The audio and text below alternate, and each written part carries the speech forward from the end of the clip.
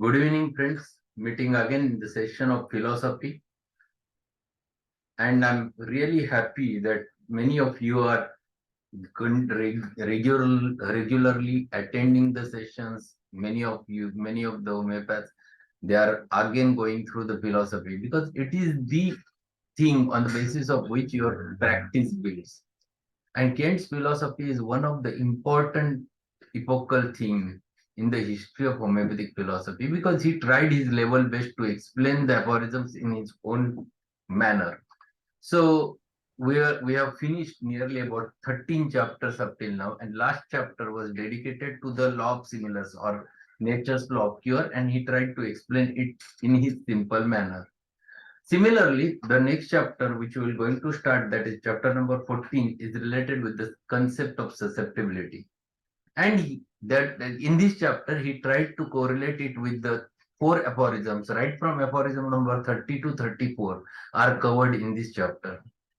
In relation with that, those aphorisms, he tried to explain the concept of susceptibility.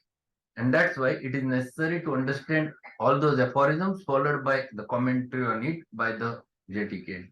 So we'll start with the chapter here that first he has mentioned first three aphorisms, that is 30, 31, 32. We'll go through that and then we'll learn Kant's philosophy.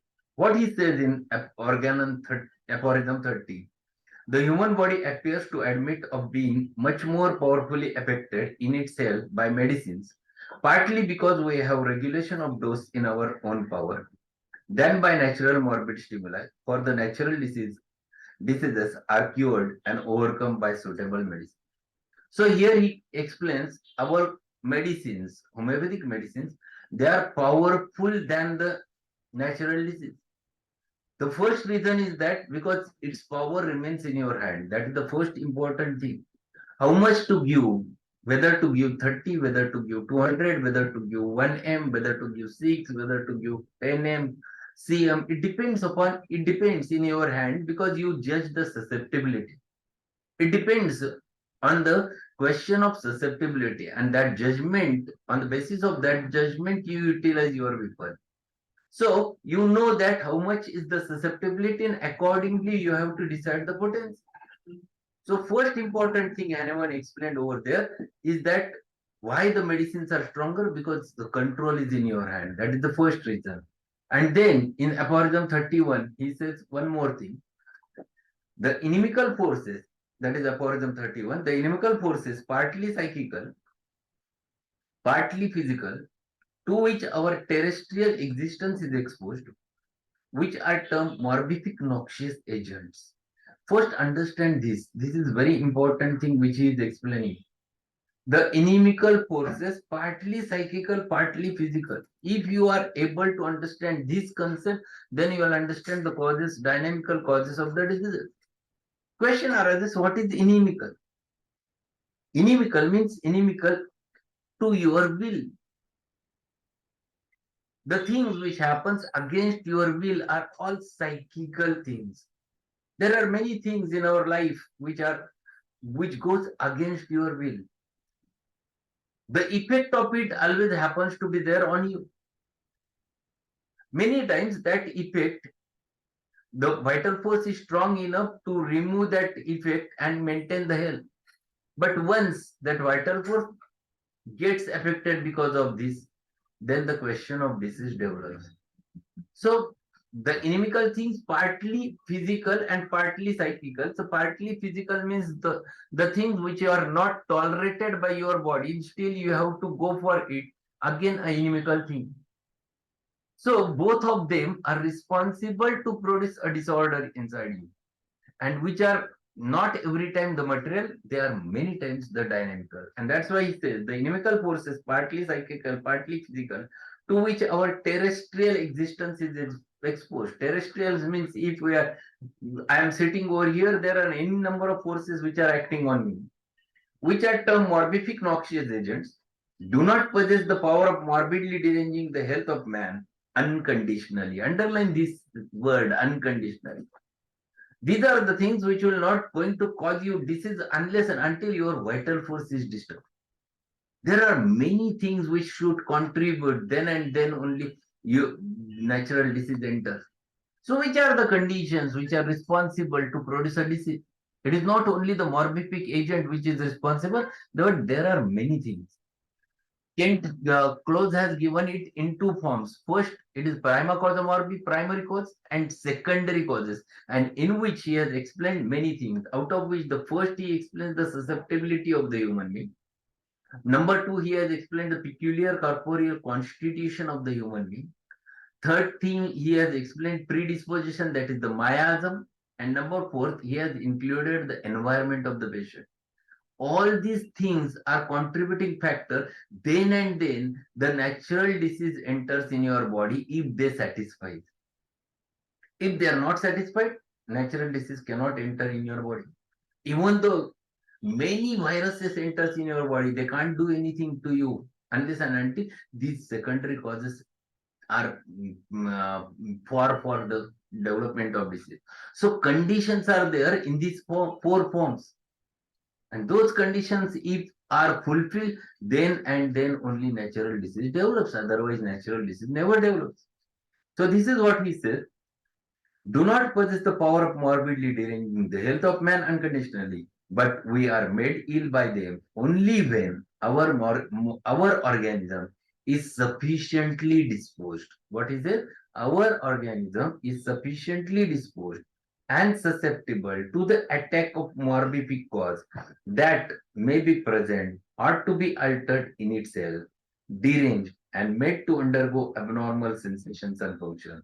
Hence, they do not produce disease in everyone, not at all times. So this one must understand. Unless and until your susceptibility gets altered, you cannot get disease. If your susceptibility remains normal, if you means you are in state of health, no morbific agent can cause any damage to your body. And this is too important to understand. This is one. This is what one has to understand it clearly. So what he explains over there is the susceptibility plays a very vital role. Unless you are susceptible, you are no more disease. It means the natural disease, whenever has to happen, it has one important condition, that the susceptibility should be for it to develop the disease. Otherwise, it will never develop the disease. So this is too important. There is one thing what Shahrukh said, unless and until vital force is deranged, secondary causes won't cause disease in all cases. No, unless and until the secondary causes are for, that means secondary causes lies in the homeopathic principle. So in the vital principle. If this vital principle is susceptible, if it is deranged, then and then the prima causa morbi causes the damage. We'll take a simple example. There are nowadays there are dengue or that common is the in between the chicken pox rashes, where there are many patients were suffering from them. Conjunctivitis was going on. All those are caused because of their specific viruses or bacteria. But every person has not suffered from it. What? Why not? Because that cause is only the half truth. Prima causa morbi is the half truth. Modern science that says that Salmonella typhi causes the typhoid. Yes, it is the half truth. Unless and until the Salmonella typhi, for Salmonella typhi, the other secondary causes are for Salmonella typhi cannot do anything. Means unless and until your susceptibility is for the Salmonella typhi, the Salmonella typhi produces the typhoid. Otherwise, it never. If you check your gut, you'll have multiple bacteria in your gut, but still you are not diseased because of it, because your vital force is in the state of health. Your susceptibility is a normal state. And that's what he wants to highlight over there in these three aphorisms, what Hahnemann said. So unless and until the susceptibility is formed, that it means the conditions are favorable, then and then only the infective agent or that prima causa morbi is able to produce the disease. And third more aphorism which he explains over there, aphorism 32.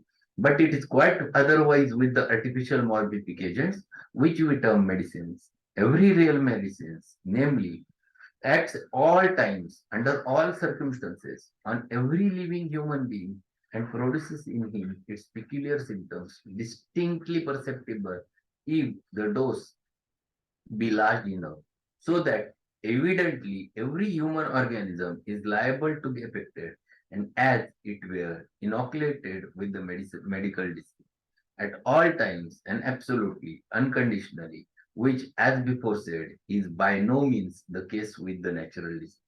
And now he compares it with medicines. For example, what is the doctrine of drug proving? What do you do in homeopathy? We prove drugs on healthy human beings of both sexes, different ages, different potency, different places. So medicines are given to them, and everyone tries to show their symptoms. Question is that medicine starts showing its action. There is no need to satisfy the conditions which are needed for the natural disease to develop. Only thing is that they everyone will not going. But some people will going to show. No voice. Hello. Just, hello. Hello. Still it is low, sir. Just a minute. Just a minute. Now okay, sir. Hello. Now okay, sir. Okay. Okay. So what is it? When medicine has to act, it used to act unconditionally. Only difference is that few patients or few provers will going to show many features and few provers will going to show few features. But ultimately, there is no question of any condition what one should follow. So this is what one has to understand. Hahnemann says that medicines act unconditionally. This word is little bit bold because it is not unconditionally, but conditions are not that much strict where the natural disease has produced. Comparatively, susceptibility also plays the role, but not that much when the natural disease has to produce. Because medicines are more stronger, and that's why even though the susceptibility is not for, still it produces its features. And that's why medicines are more stronger than the natural disease. This is what conclusion he tries to impose on your mind. So it depends upon the question of susceptibility. If the person is susceptible enough. Sir, again, no voice.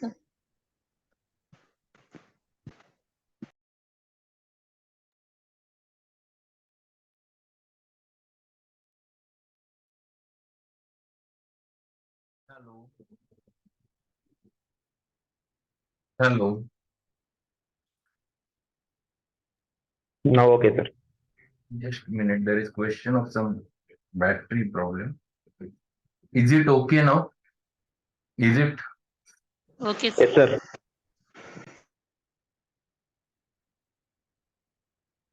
So basically, when our medicines we used to give, our medicines acts with some conditions, but still they act. And that's why they are more stronger than the natural disease. And this is what he wants to explain or he tries to impose it on your mind. And that's why he tries to explain this concept of susceptibility. So we have to learn what Kant wants to say about these three aphorisms and how he explains the susceptibility over here. We'll go through his commentary. Incidentally, these paragraphs have a bearing upon degree or intensity, which is potentization, upon the repetition of the dose, and upon susceptibility, things which must be known by homeopathic physician in order that he may be a good prescriber. We have studied potentization sufficiently to see that the disease causes exist among attenuated things, the infinite symbols and immaterial substances, and thus the physician must see that the curative remedy must be on the same plane.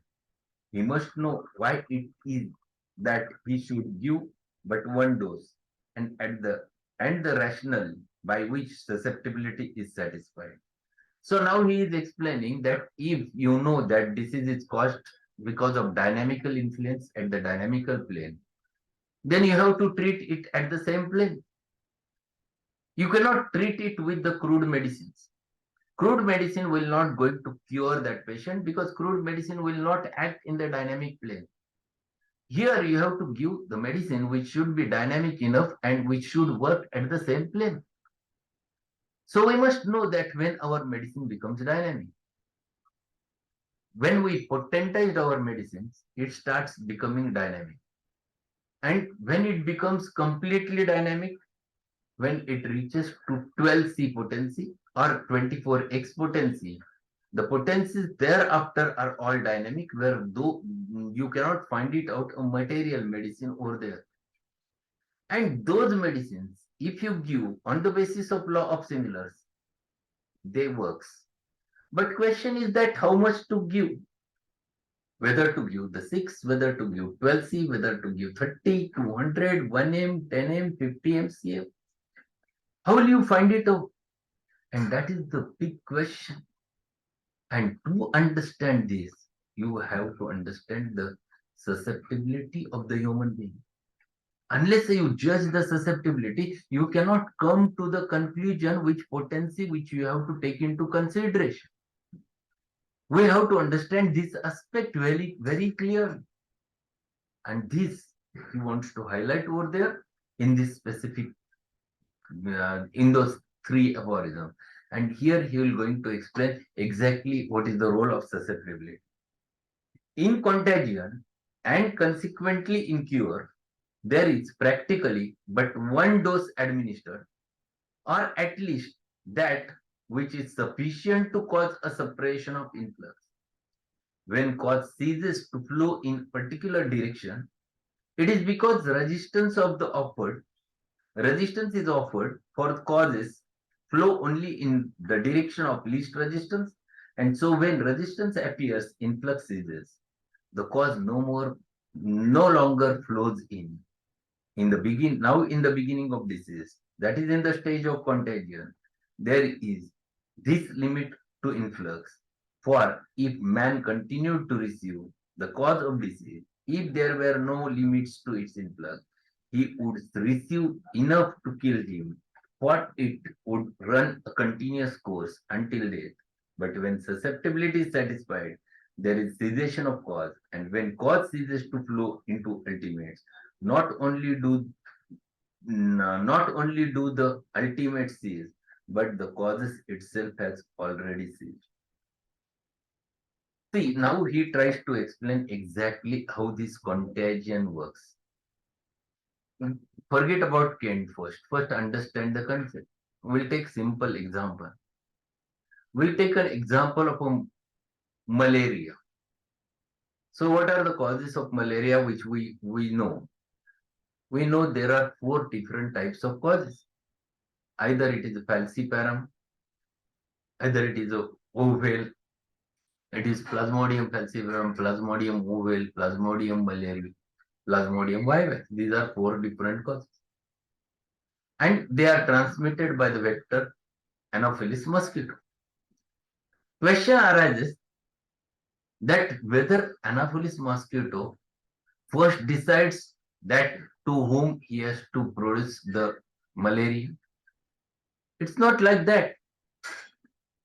Anopheles mosquito bites many people who carries the malaria parasite. Those malaria parasite enters inside the human being.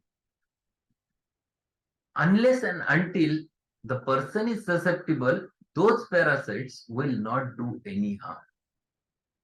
Even though they multiply, they cannot do any harm unless your susceptibility is disturbed. If your susceptibility is high due to any reason, Question arises, why is susceptibility disturbed? There are many questions which arises in our mind when we learn the homeopathy. Because we learn homeopathy materially more than dynamically. Concepts of dynamics never easily gets digested. We learn everything materially right from childhood. So question arises, why the susceptibility gets altered? Why the people who suffered from COVID-19, not everyone, but only few people in the house, they get suffered from the COVID-19? Question arises, why? Because their susceptibility is altered, their susceptibility was high. Then question arises, why their susceptibility was high? There are n number of factors which works on you. That's why first, that is the 30th aphorism he has mentioned over there. There are part the 31. The inimical forces partly psychical, partly physical. The psyche plays very important role. If you are a stable-minded person, you are reacting in a normal manner, your life is going on in a harmony, and you are in a peaceful state of your mind. So what will be your susceptibility? Whether it is high or whether it is low. It is normal. When things are runs in a normal way, you are in the state of health. But something happens in your life. Everything was going on in a fine direction. Everything was well and good. And all of a sudden, something happens in your life. You get disturbed. Who is disturbed? Because your vital principle is disturbed. It is not body directly disturbed. Something happened. Something made an insult of you in front of others. What has happened?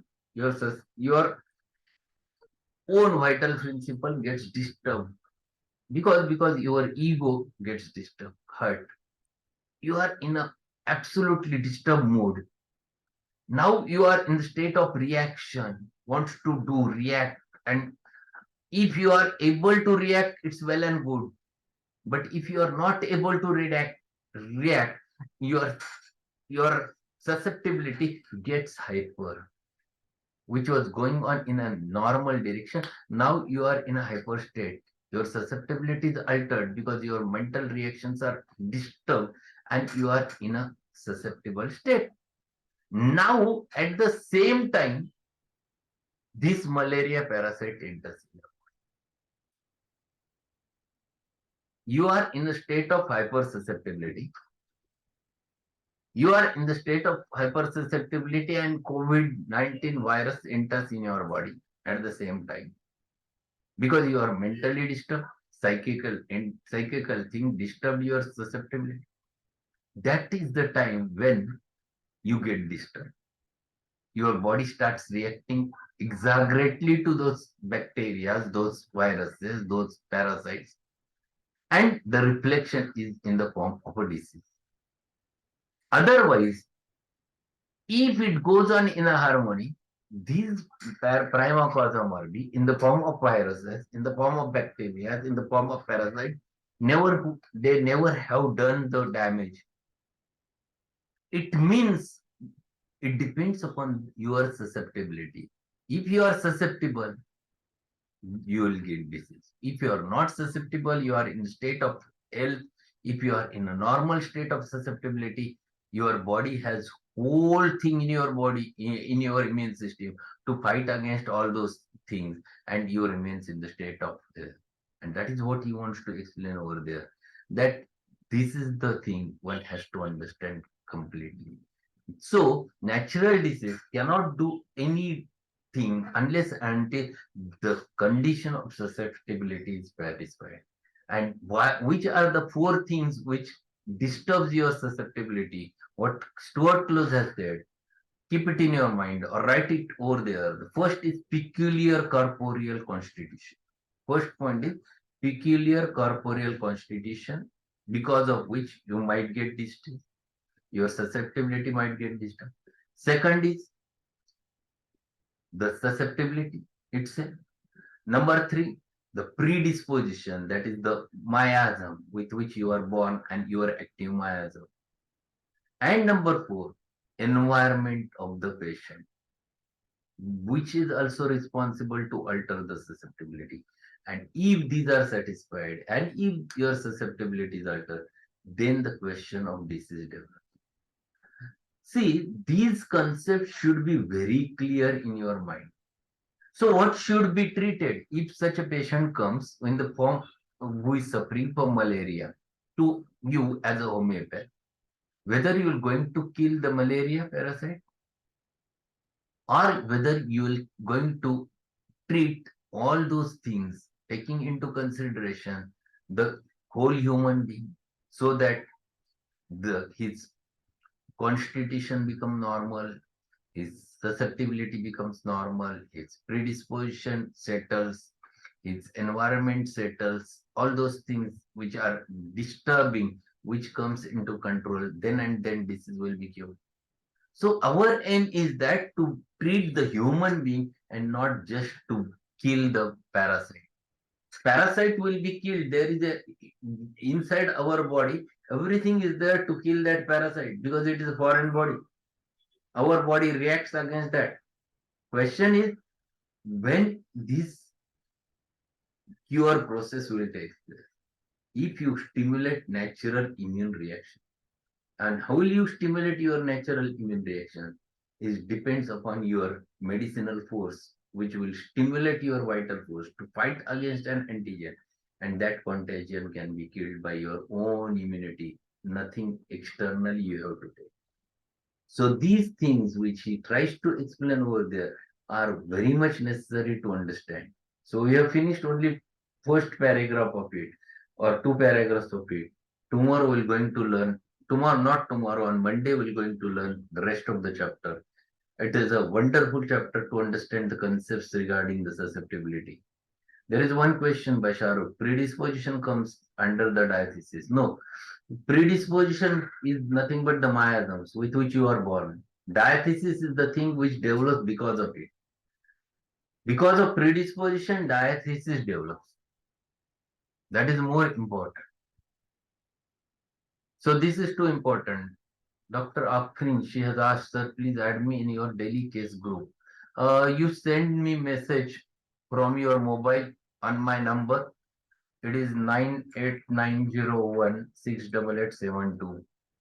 You send me your name, address from where you belongs to. I will add you into the group.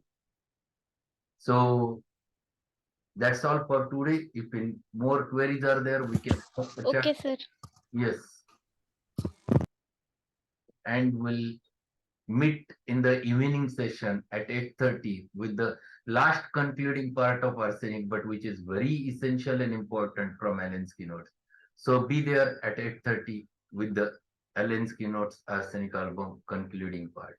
So thank you being there. We'll meet again on Monday after the